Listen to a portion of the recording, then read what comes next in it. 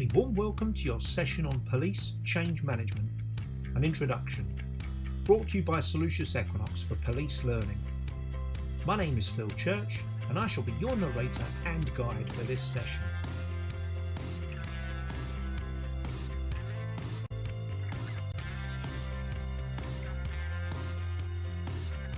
Advertise your business or services within our learning videos.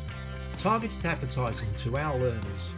Please contact the team for prices at info@soluciousequinox.com.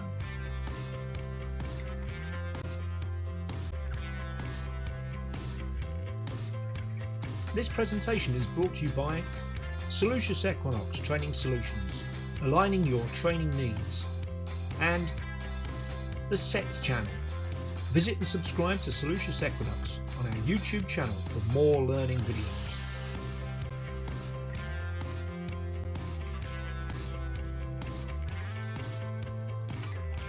The agenda for today. After some quick introductions from myself, the session will be on Police Change Management Introduction. And there'll be some instructions on how to give some session feedback.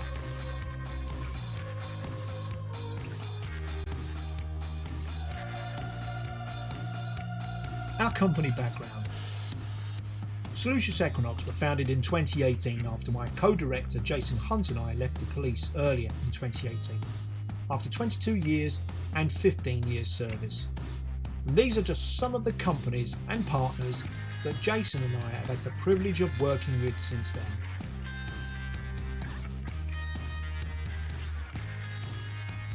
And these are the police services that we worked for.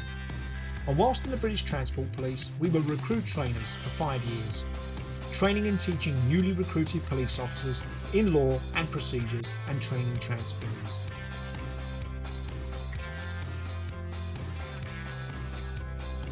If you'd like to know more about us, please feel free to visit our company website at soluciousequinox.com.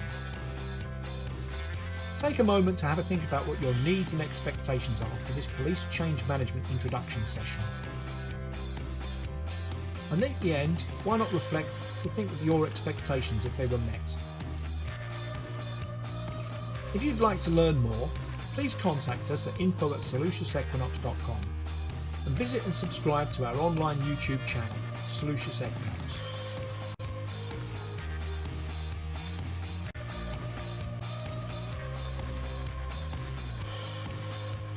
The aim of this session is for you to know what change management in a policing context is. And by the end of this session, you will understand internal and external influences, understand SWOT analysis, understand PESTEL model, understand scenario planning, and understand the change curve model.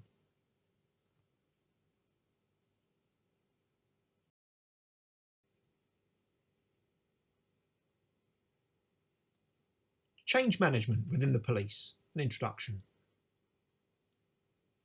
This presentation is designed to assist you in your role as a police manager around change management. It is not a comprehensive study of the subject and is intended only to introduce you to some of the models which may assist you in the processes of change management within your role.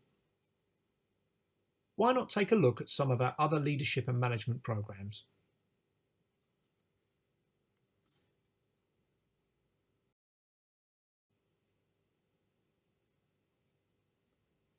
Change management within the police.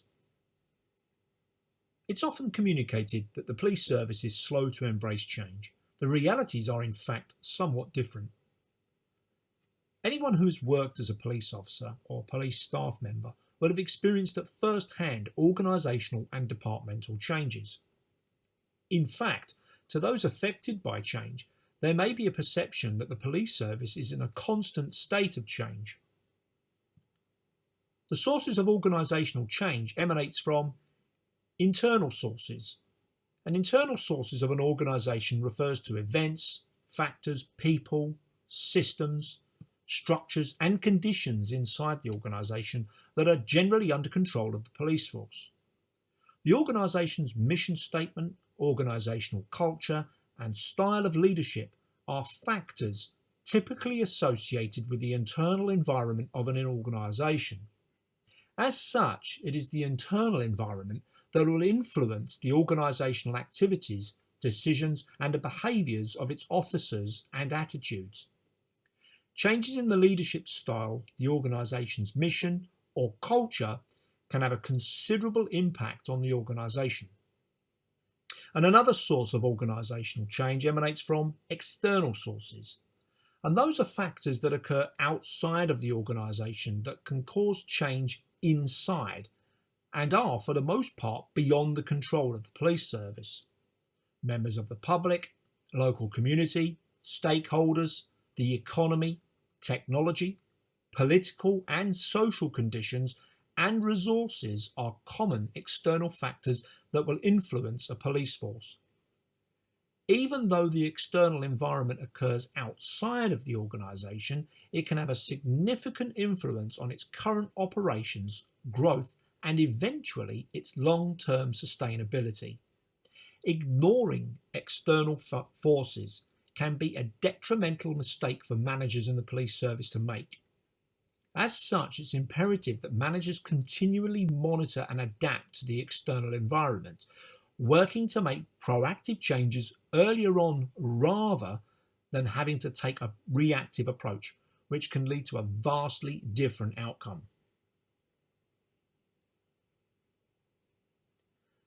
Delivering meaningful change in an organisation is a challenge, and the police service is no different. Change management is important for police forces to drive through performance improvements, address key issues, and seize upon new business or operational opportunities. The process of instigating change within the service is often characterised by a change management plan, project or projects, an initiative or initiatives. Efforts to bring about meaningful change often involves changing force processes, divisional or departmental structures, such as the increase or decrease of a divisional area, job roles, updating organisational technologies such as command and control systems and niche,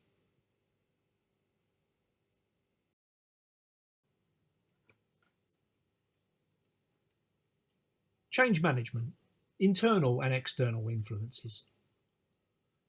Internal sources. There are many internal reasons why change within a police force has been instigated, and these may entail changes to shift patterns to meet operational needs, implementation of best practice, organisational restructuring,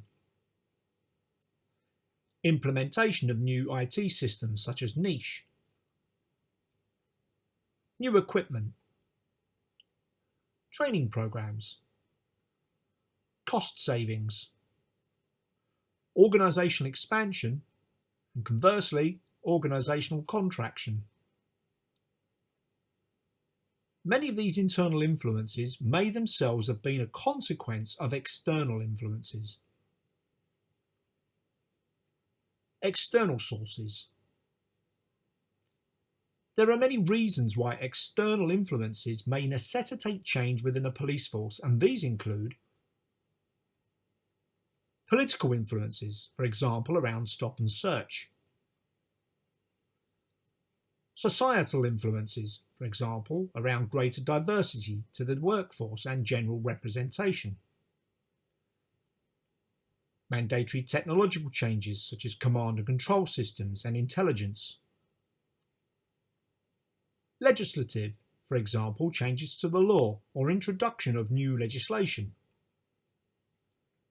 HMIC FRS inspections, and pressure groups demanding changes to policing practices.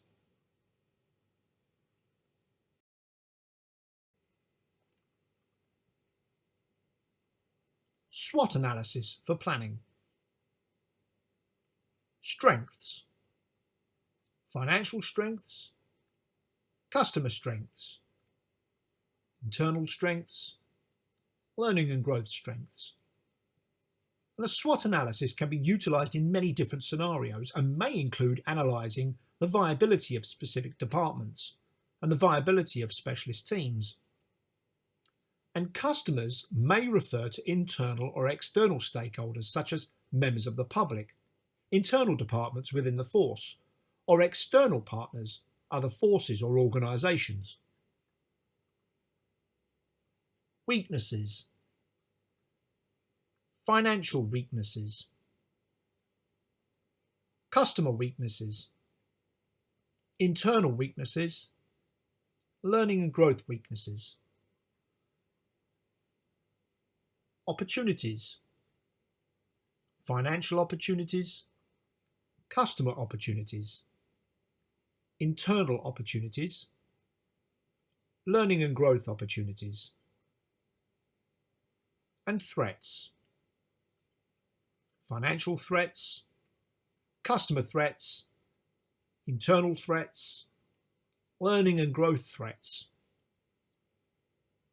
And financial weaknesses may be a consequence of reduction in force or departmental budgets.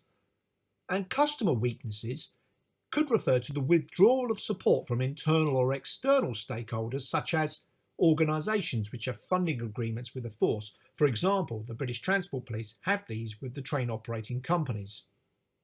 Community groups withdrawing support, and senior management team withdrawing support for specialist teams. Financial opportunities may include the bidding on available or internal or external funding streams. And customer opportunities may refer to internal or external stakeholders requesting additional policing services or specialist services. And threats. This may refer to withdrawal of financial support for specialist teams, initiatives, or frontline services.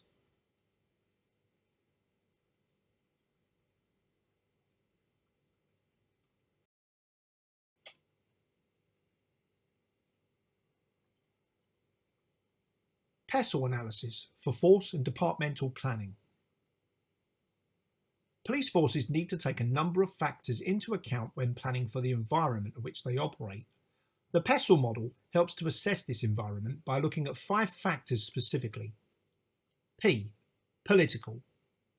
These determine the extent to which government and government policy may impact on the organisation, and this would include political policy, local politics, local identity, community budgets, national frameworks set out by the government, police and crime commissioners, public service reform, pension reviews, budget reviews, internal politics, funding models in non-home office funding, for example, where the agreement where certain operating companies pay a premium for more police officers, and these have been threatened to pull when these officers have been used elsewhere.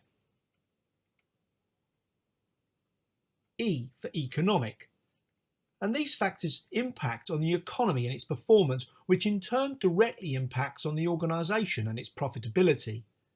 Spending cuts, costs of fuel, costs of wages, overtime, budgets for operations, and the increase in costing of pensions. S. Social. These factors focus on the social environment and identify emerging trends. This helps a marketer to further understand their customers, in this case the public or other stakeholders, their needs and their wants.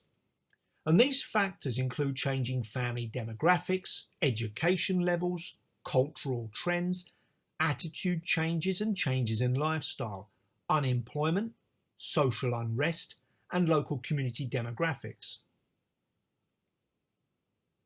T. Technology. These factors consider the rate of technological innovation and development that could affect the organisation. And these factors could include changes in digital or mobile technology, automation, research and development. There's often a tendency to focus on developments only in digital technology, but consideration must be given to new methods of distribution. Social media, cybersecurity, information technology, introduction of new systems such as niche, payroll, airwave, or command and control systems. E. Environmental. These factors relate to the influence of the surrounding environment and the impact of ecological aspects, and they will include for police forces climate, recycling procedures, the carbon footprint, waste disposal and sustainability, severe weather, risk of terrorism, green energy concerns, natural disasters, the building of new homes and prisons in their area. If you're a local community team with a small hub of officers and suddenly 1,000 new homes and schools being built in your area, you'll need to plan to improve the policing in the area with more officers. Legal. An organisation must understand what is legal and allowed within the territories that they operate in, but they must also be aware of any change in legislation and the impact that this will have on operations. And these factors include employment legislation, police regulations, health and safety, and political factors do cross over with legal factors. However, the key difference is that political factors are led by government policy, whereas legal factors must be complied with. And legal reviews, police regulations, federation consultation, government policy, the Windsor Review, working time directive and pay are all aspects of these.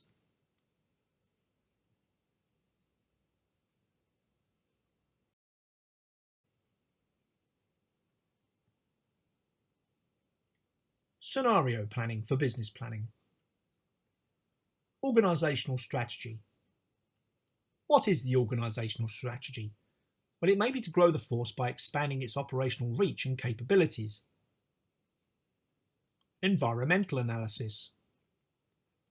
What does the environmental analysis tell you regarding the internal and external politics?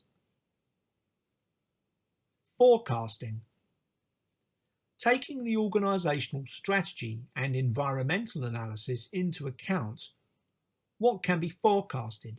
It might be changes to rosters, numbers on shifts, an increase or a decrease, a sudden number of new officers needing tutoring and abstractions. Scenario planning. Taking all the factors into account, plan for as many scenarios as possible and plan for sudden changes. And the SWOT and PESTEL analysis are integral tools in this process.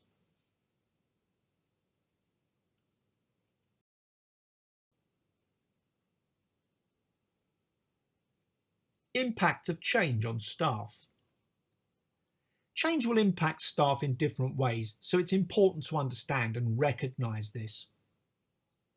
During a process of change, team members may experience the following: increased levels of stress, feelings of inadequacies, reduced productivity accompanied by failure to achieve targets, reduced pay, reduction in job satisfaction, reduced career opportunities, a lack of confidence in team leaders and managers, conflict between team members, loss of key team members due to staff reductions or because they choose to leave, lack of job security, lack of organisation or sites within a portfolio, such as the closing of police stations or police offices.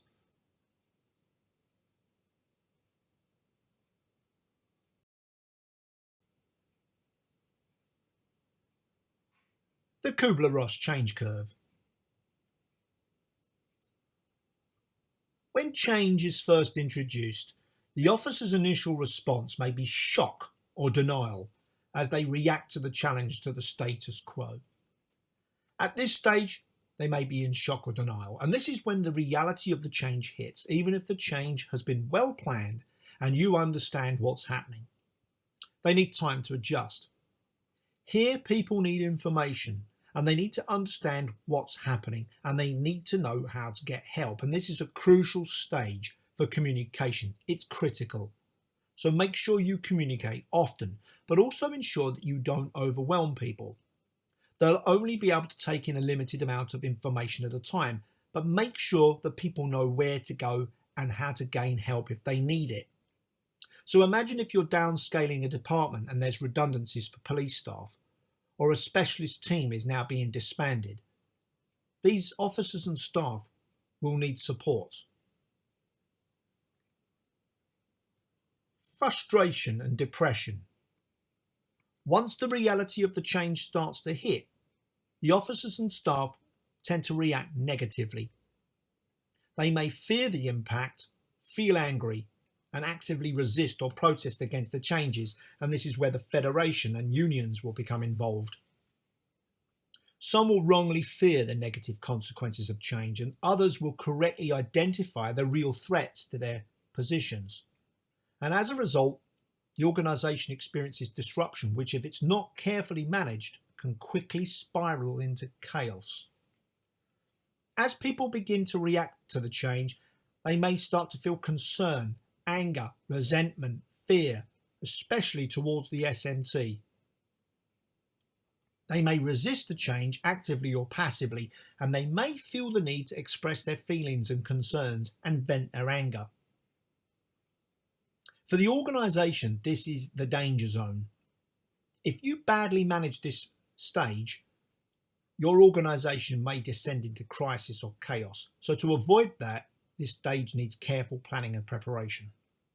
So someone who is responsible for change, you should prepare for this stage by considering the impacts and objections that people may have, and making sure that you address these early with clear communication and support, and by taking action to minimise and mitigate the problems that people will likely experience. As the reaction to change is very personal and can be emotional, it's often impossible to preempt everything. So make sure that you listen and watch carefully during this stage, or have mechanisms in place to help you do this, so that you can respond to the unexpected. Some people skip the shock and denial stage because they're used to change within a service such as the police and move straight to frustration. So for example, the introduction of niche, people aren't shocked and people aren't in denial that this new system has been introduced. It's normal for them.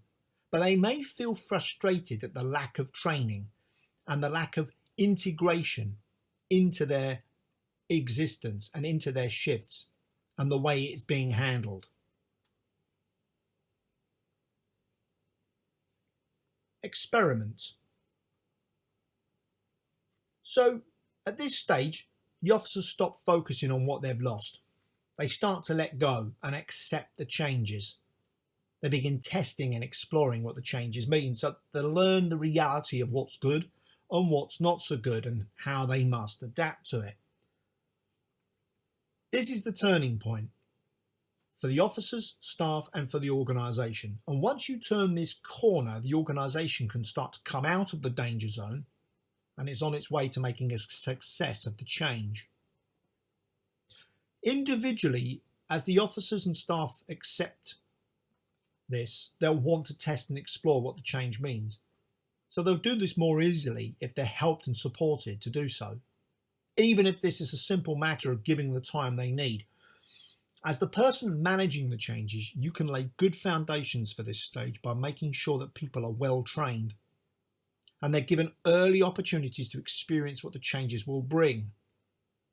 But be aware that this stage is vital for learning and acceptance, and that it takes time. Don't expect people to be 100% productive during this stage. Build in the contingency time so that people can learn and explore without too much pressure.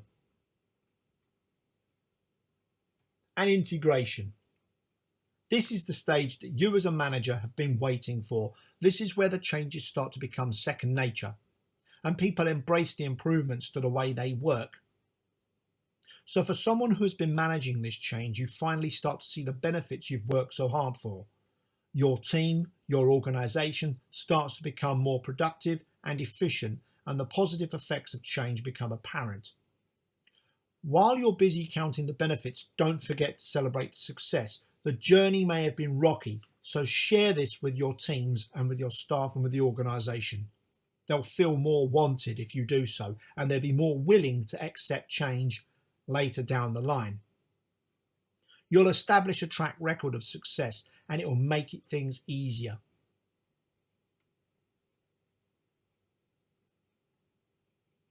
Help to manage change for the team by understanding that not every staff member will experience all the stages of the change curve model. Providing support. Some staff may initially resist the change. Managing expectations. Answering staff questions, giving input with good, clear communication. This is key. Be receptive to staff voicing concerns and give organisational training and information. Helping the change go smoothly and dealing with the problems quickly.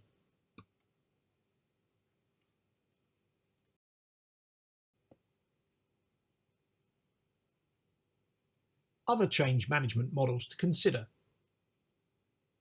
Kotter's change management model. Increase urgency by creating a sense of urgency among staff to motivate and engage them during the change process.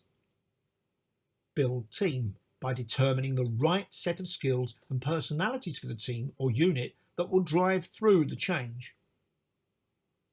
Get the vision correct by taking into account not only the strategy, but also staff creativity, emotions, and the objectives of a project. Communication. By being transparent and communicate clearly and frequently about the changes. Get it moving by getting support, removing blocks, and collecting feedback. Focus on short-term goals.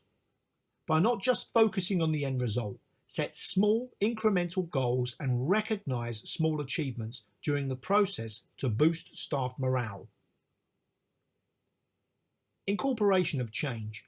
By reinforcing and making change a part of the workplace culture, help staff to adjust to this environmental change and reward for new behaviours. Don't give up, as changes don't happen overnight. There will be obstacles, but be persistent during the process of change, no matter how tough it may feel to implement it.